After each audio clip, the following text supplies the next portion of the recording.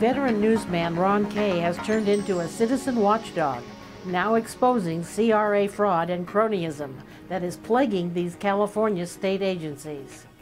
The key issue at the meeting was what is the most notorious CRA project of the last year. An office building at 1601 North Vine Street in Hollywood. A project that is now on land that's a parking lot and Maui's Burgers. And it exemplifies everything wrong with redevelopment money. It is what one board member, Madeline Janis of the CRA Commission, calls the poster child for Governor Brown's case that community redevelopment agencies statewide should be abolished. Well, you know, the theory of redevelopment is that a property is blighted in a blighted neighborhood, and private investors won't come in there because they don't think they can make money at the cost of buying the property, putting up a building. In some cities, most of the money that redevelopment agencies put in is in the infrastructure, is preparing the property, is fixing the streets. And in LA, it's mostly just giving the money to the developer. It isn't just one thing. You invest in that, and then somebody says, well, there's another property here. Could I get a subsidy? So you give him money, and then you give all these people money, and then you take all the extra property taxes and you sweep it back in to give other people money. And it doesn't always make any sense.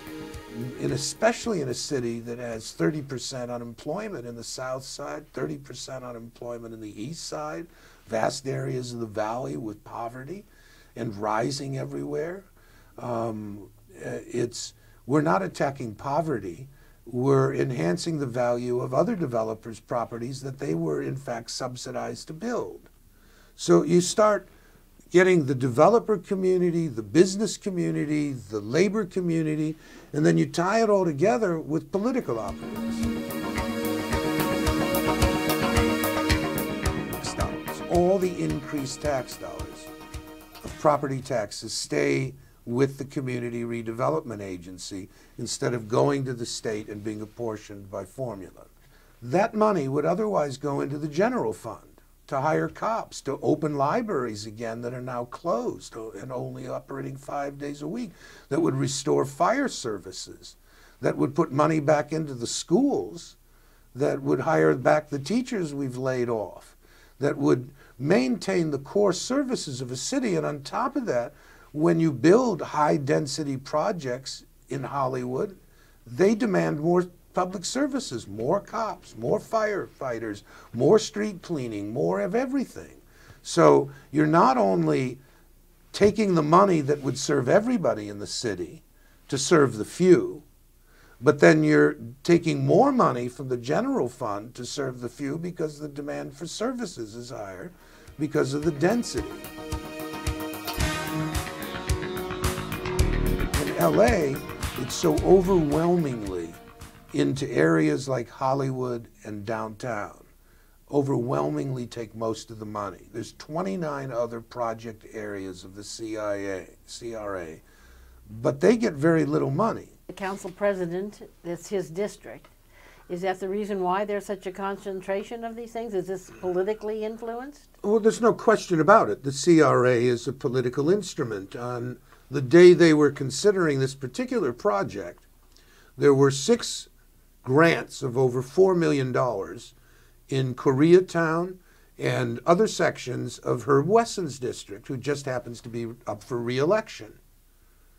And these were grants that didn't remove blight, but were very pleasing to the Ebony Theater for promoting, supposedly the CRA was going to promote itself at its theater productions for $150,000. The most ultra-liberal of all the members of the CRA Commission stood up and said, show me the contracts. Show me what these people's commitments are.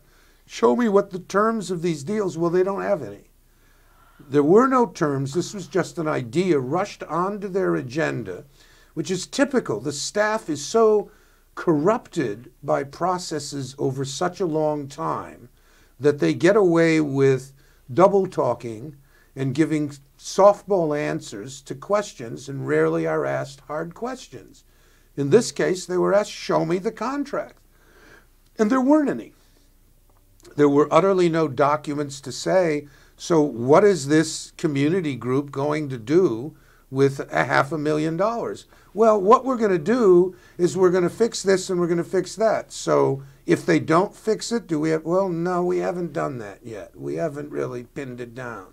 The 1601 North Vine project for a 107,000 square foot office building, there's 17% vacancy rate among Class A office space in Hollywood.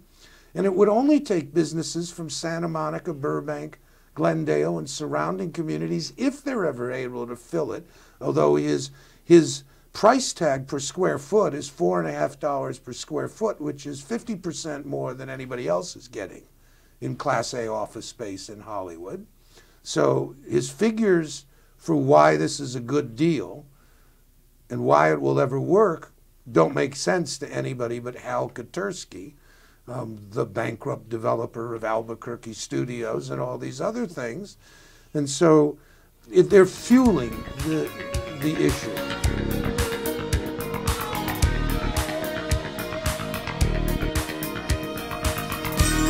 And this is all part of the larger story of taking the 5-year plan of projects for the CRA in all 31 project areas, $930 million worth of projects. And because the governor wants to cut off the flow of this money, pay the bills for everything that's done, contracted, that's got loans, and clean it all up, but no more money.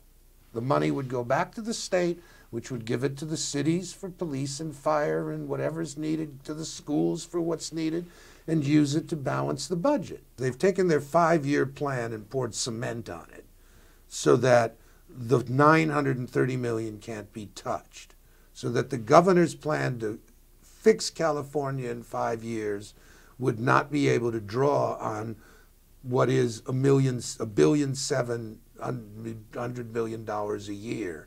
That goes a long way to fixing the deficit. The state with a $25 billion deficit, and this is one pot of money that there isn't any conclusive evidence is doing what it says it's doing. So you have a system that's addicted to taxpayer money without accountability, without transparency, and worst of all, maybe without rationality. And that's why the CRA system is better off to be abolished and then reinvented in some way that allows communities to make local decisions to improve the conditions of blighted neighborhoods. Nobody's ever covered the Community Redevelopment Agency. It's never been visible. I would say statewide, most people never heard of CRAs until the governor announced he was abolishing them. And now it's the hottest political issue in California in years. I mean, this is an explosive issue in which 66% of the people in a recent poll support the governor. And I'm not sure if they know what it is other than he says he's going to fix the budget problem and that these people are wasting money without accountability. This is a brief preview of a 2-part series where you can watch and learn all the details online on the Full Disclosure website. Full Disclosure, bringing you the news behind the news.